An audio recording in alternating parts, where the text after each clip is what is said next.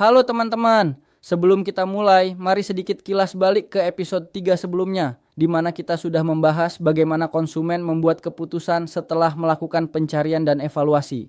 Kita belajar bahwa keputusan beli tidak hanya berdasarkan logika, tapi juga rasa aman, trust, dan pengaruh sosial di sekitar konsumen. Tapi ternyata ada satu faktor besar lain yang belum kita bahas secara mendalam, nilai. Selamat datang di episode 3 dari seri Mekanisme Terciptanya Transaksi. Kalau kamu pernah bertanya, kenapa ada orang rela bayar mahal untuk secangkir kopi atau jaket yang secara fungsional biasa saja, kamu sedang ada di episode yang tepat. Di episode ini, kita membahas isi dari bab 3 brand dalam buku saya. Fokusnya adalah nilai, bukan nilai dalam arti harga, tapi nilai dalam arti makna. Mari kita mulai dengan satu kutipan penting dari buku. Keputusan membeli adalah kompromi antara keyakinan dan keraguan, dan tugas brand adalah meminimalkan keraguan itu dengan membangun kredibilitas. Tapi kadang seseorang beli bukan karena dia yakin produknya paling murah atau paling lengkap. Dia beli karena produknya punya makna lebih dari sekadar fungsi. Itulah yang kita sebut sebagai perceived value.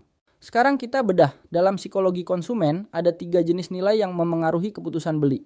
1. Nilai fungsional, produk menjawab kebutuhan praktis. Contoh, kamu beli payung karena hujan. 2. Nilai emosional, produk membuat kamu merasa sesuatu. Contoh, parfum tertentu bikin kamu merasa lebih percaya diri. 3. Nilai simbolik, produk jadi simbol status atau identitas. Contoh, kamu pakai iPhone bukan cuma karena kameranya bagus, tapi karena kamu merasa jadi bagian dari kelas tertentu. Sekarang, mari kita lihat perbedaannya dengan objective value. Objective value adalah nilai nyata yang bisa dihitung, harga, bahan, spesifikasi. Perceived value adalah nilai yang dirasakan. Kadang, dua barang dengan objektif yang sama punya nilai yang dirasakan berbeda. Contoh, 2 kaos katun 100%, satu dijual 80.000, satu lagi 250.000. Yang 250.000 itu brand lokal yang dianggap eksklusif. Padahal bahan dan sablonnya sama. Kenapa bisa beda harga? Jawabannya, karena beda persepsi nilai. Sekarang kita masuk ke contoh nyata. Contoh 1, kopi mahal. Secara objektif, kopi susu gula aren bisa kamu temukan dengan harga 15.000. Tapi banyak orang rela bayar 45.000 untuk kopi di brand tertentu.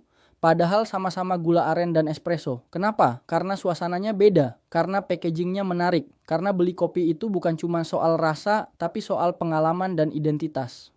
Contoh 2, jaket hype. Jaket dari brand hype seperti Supreme, Erigo Project Series, atau Uniqlo X Designer Collaboration bisa laku jutaan. Apakah secara teknis lebih hangat dari jaket biasa? Belum tentu. Tapi secara simbolik kamu jadi sesuatu saat mengenakannya. Ini adalah contoh nilai simbolik yang dibeli lewat harga. Kita juga bisa lihat fenomena ini di market Indonesia. Menurut survei dari Balance Jakpat dan YouGov 2023, 72% responden Indonesia mengatakan bahwa desain, kemasan, dan citra brand lebih penting daripada detail teknis saat memilih produk lifestyle. Dan ini menarik. 1 dari 2 konsumen muda menyebut bahwa mereka rela membayar lebih jika produk tersebut mewakili gaya hidup yang mereka inginkan.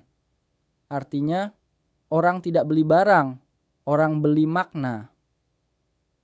Lalu, apa pelajaran untuk kita sebagai pelaku usaha atau pemilik brand?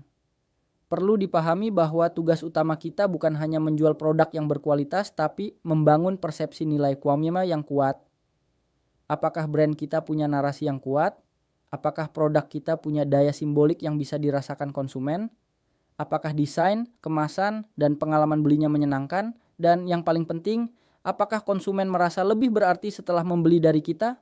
Jadi, kalau kamu merasa brand kamu susah naik, coba cek apakah kamu hanya menjual fungsi atau kamu juga menjual rasa dan makna.